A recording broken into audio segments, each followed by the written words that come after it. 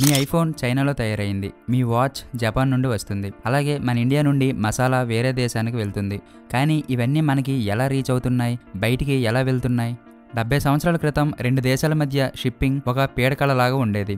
ఒక దేశం నుండి వేరే దేశానికి వెళ్ళడానికి చాలా నెలలు పట్టేది, కాస్ట్ ఎక్కువ. ప్రొడక్ట్స్ అన్ని షిప్లో ఇలా విడివిడిగా లోడ్ చేయడం వల్ల అటు ఇటు కదిలి డ్యామేజ్ అయ్యేవి. అలాగే జర్నీ మధ్యలో దొంగతనాలు జరిగేవి. ఏప్రిల్ 26, 1956లో ఎస్ఎస్ ఐడియల్ ఎక్స్ అనే ఒక షిప్ స్టార్ట్ అయింది. ఫస్ట్ టైం ప్రొడక్ట్స్ని మెటల్ కంటైనర్స్లో ప్యాక్ చేశారు. ఈ సింపుల్ బాక్సెస్ గ్లోబల్ ట్రేడ్ని నెక్స్ట్ లెవెల్కి తీసుకెళ్లాయి.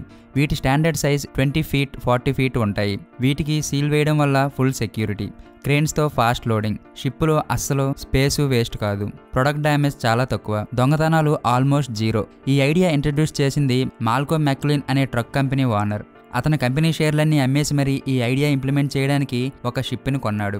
రోడ్డు నుండి సీ వరకు సప్లై చైన్ని ఒక బాక్స్తో కనెక్ట్ చేశాడు.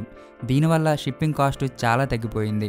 కొన్ని గంటల్లోనే షిప్లో లోడింగ్ అన్లోడింగ్ అయిపోతుంది. దీనివల్ల గ్లోబలైజేషన్ స్టార్ట్ అయింది. కాబట్టి మీ ఫోన్, మసాలా, వాచ్ అన్నీ ఒక మెటల్ కంటైనర్ వల్లనే మీ చేతిలోకి వచ్చాయి. కంటైనర్స్ లిటరల్గా ప్రపంచాన్ని మార్చేశాయి. ఈ ఫ్యాక్ట్ నచ్చితే వీడియోకి లైక్ చేయండి. Thank you for watching.